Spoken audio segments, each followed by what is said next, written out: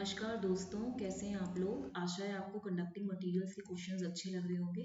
तो हम क्वेश्चंस शुरू करते हैं।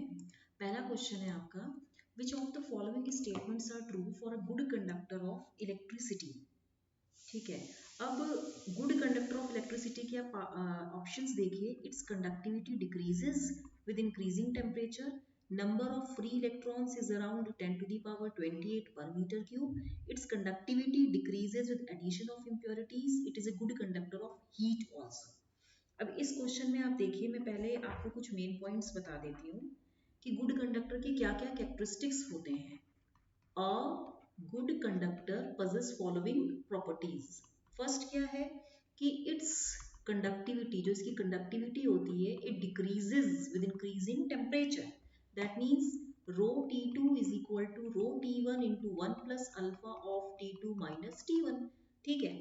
सिमिलरली ये तो आपका हो गया resistivity at any temperature T2। तो resistivity is the reciprocal of conductivity, यही होता है ना।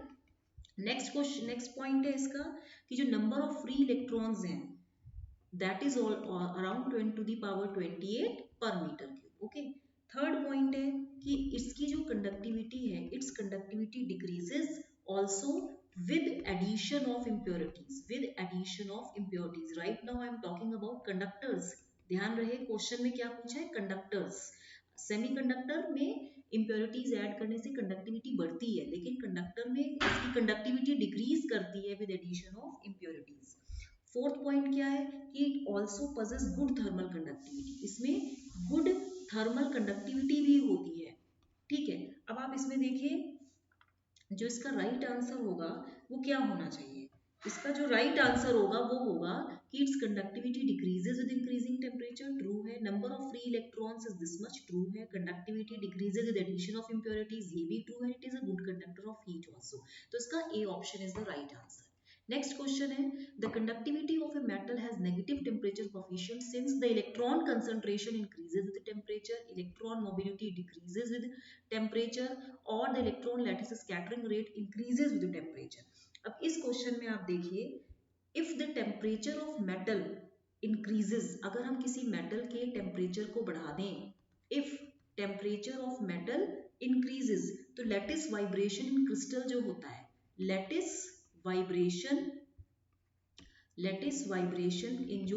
इन द क्रिस्टल स्ट्रक्चर, वो भी क्या होता है, इट इंक्रीजेस। टेम्परेचर के बढ़ाने से क्रिस्टल का जो लैटिस स्ट्रक्चर, लैटिस वाइब्रेशन होता है, मतलब कॉलिजन जो होता है, वो इंक्रीज हो जाता है। दैट मीन्स आप कह सकते हो कि कॉलिजन फ्रीक्वेंसी, विच इम्प्लाइज जो आपकी कॉलिजन फ्रीक्वेंसी होती है, कॉलिजन फ्रीक्वेंसी इंक्रीज करती है, और जो रिलैक्सेशन टाइम है वो डिक्रीज करता है।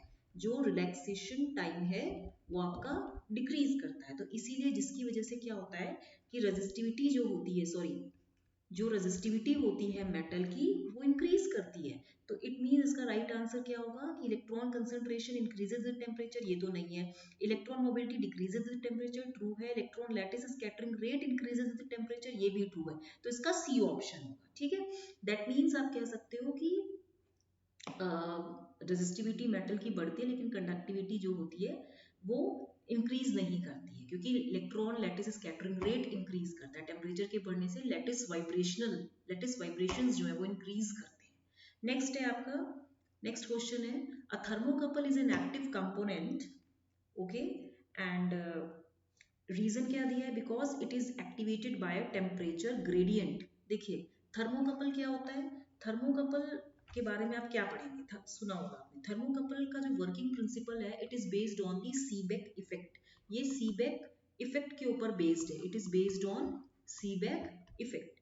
It states that when a closed circuit is formed by joining two dissimilar metals, जब two dissimilar metals से मिलके एक closed circuit बनाया जाता है, whenever a closed circuit is formed by joining two dissimilar metals, okay, at the two junctions which are kept at different temperatures, जिन्हें दो different temperatures पे रखा जाता है, then an EMF is induced and electromotive force is induced in the closed circuit। तो इसीलिए ये thermocouple होता है। तो थर्मोकपल एक एक्टिव कंपोनेंट है, ट्रू है, because it is activated by temperature gradient, ये भी ट्रू है। इसीलिए इसका असर्शन जो है, both assertion and reason are true, because and R is the correct explanation of A.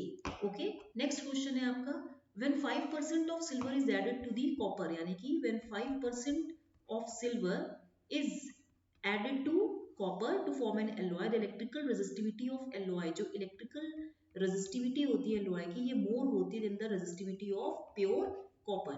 Electrical resistivity of alloy is more than that of pure copper. एक तो ये क्वेश्चन इसने पूछा है, रीजन क्या है, बिकॉज सिल्वर जो है it has the higher value of resistivity than that of copper, ये फॉल्स है, इसकी हायर वैल्यू ऑफ रेजिस्टिविटी नहीं होती है इसका। हाँ, ए ऑप्शन सही है कि जब 5% सिल्वर का कॉपर में बना ऐड करते हैं in order to form an alloy, तो जो उसकी इलेक्ट्रिकल रेजिस्टिविटी होती है एलॉय की वो बढ़ जाती है as compared to that of the pure copper. इसीलिए इसका जो होगा वो होगा A is true but R is false, तो इसका ये आंसर होगा आपका सी ऑप्शन। ओके, नेक्स्ट है according to classical free electron theory electrons in a metal are subjected to, देखिए according to that free electron theory electrons जो होते हैं मेटल में they are subjected to the constant potential, तो इसका जो होगा ए ऑप्शन सही होगा। नेक्स्ट है phonons, phonons are the quanta of the lattice vibration, they obey Maxwell distribution, Maxwell Boltzmann distribution, Fermi Dirac distribution और Bose-Einstein distribution, ये आपको पता होना चाहिए। तो इसका जो राइट आंसर होगा दे ओबे Bose-Einstein distribution। phonons क्या होते हैं आपने पढ़ा होगा, ये एलिमेंटल सेमीकंडक्टर में जनरेट होते हैं। जर्मेनियम सिल्वर में क्या, जर्मेनियम और सिलिकॉन में क्या होता है कि there is no direct transition of the electrons from conduction band to the valence band, instead they form into some impurity defect, और वहां से वो फोटॉन्स निकालते हैं। फोटॉन्स कहाँ जनरेट होते हैं आपके, these are the light packets. Photons जो होते हैं ये लाइट एनर्जी होती है एक तरह से, तो ये कहाँ निकलते हैं, गैलियम कंपाउंड सेमीकंडक्टर में, गैलियम आर्सेनाइड, इंडियम फॉस्फाइड, तो इसीलिए ये बोस-आइंस्टीन डिस्ट्रीब्यूशन को फॉलो करते हैं। नेक्स्ट है the Fermi energy of a metal is proportional to and is the number of free electrons per unit volume of metal. देखिए Fermi energy क्या होती है, फर्मी एनर्जी जो होती है it is the energy of topmost filled level, ये क्या होती है, energy of topmost filled level, topmost filled level in ground state, in ground state of an electron system, of an electron system। जो आपने देखा ना ये कंडक्शन बैंड होता है, और यहाँ पे सॉरी ये अगर कंडक्शन बैंड है ये वैलेंस बैंड है, तो जो टॉपमोस्ट फिल्ड लेवल होता है ग्राउंड स्टेट में उसको हम एनर्जी बोलते हैं। The energy which is related to the topmost filled level in the ground state of an electron system, उसको हम बोलते हैं फर्मी एनर्जी। तो देखिए जो आपका फर्मी एनर्जी है E F is equal to ये हो जाएगा H square by 2m into ये हो जाएगा 3 pi square n by L Q, और ये टू दी पावर होता है 2/3, ये राइट एक्सप्रेशन है। n क्या है, number of free electrons per unit volume, तो यहाँ पे जो फर्मी एनर्जी है it is directly proportional to n to the power 2/3 या small n to the power 2/3, तो इसका जो राइट ऑप्शन होगा वो क्या होगा, सी ऑप्शन, क्या होगा इसका, सी ऑप्शन होगा।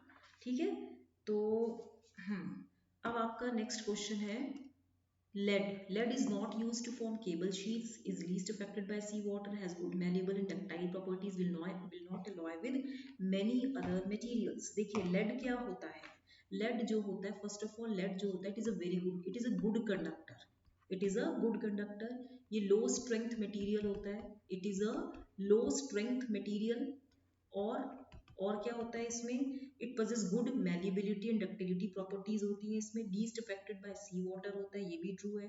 It forms alloy with the other metals, ये गलत है, it forms alloy with the, it forms alloy with the other metals, with many other metals. For example क्या है आपका, सोल्डरिंग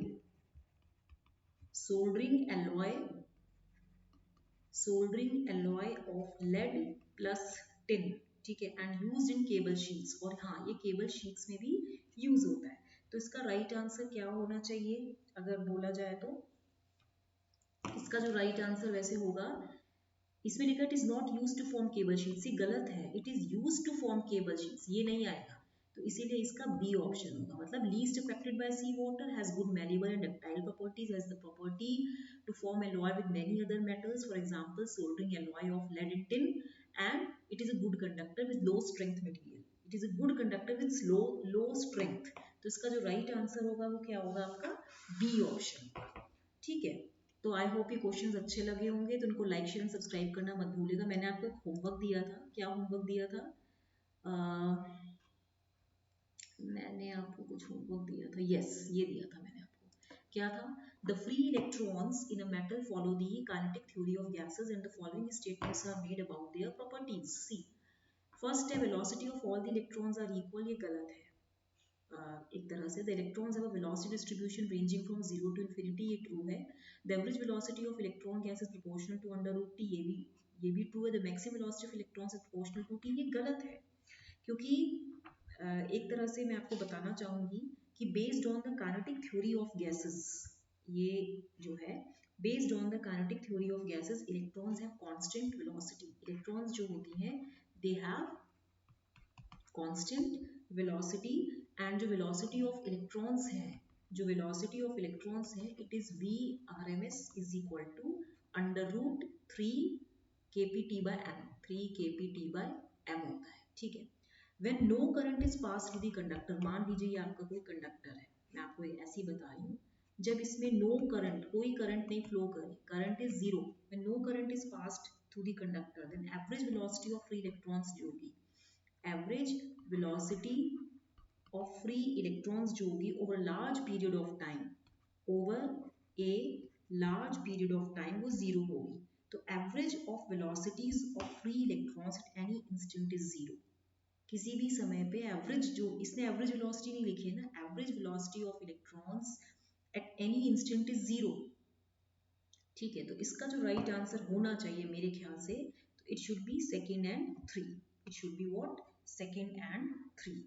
तो आपको अगर ये क्वेश्चंस अच्छे लगे हों तो उन्हें लाइक शेयर एंड सब्सक्राइब करना मत भूलिएगा। ठीक है, तो बाकी और तो क्वेश्चंस मैं बता ही रही हूँ, क्योंकि मुझसे बच्चों ने कहा था कि मटेरियल साइंस के क्वेश्चंस लाइएगा, तो मैं लेके आई हूँ।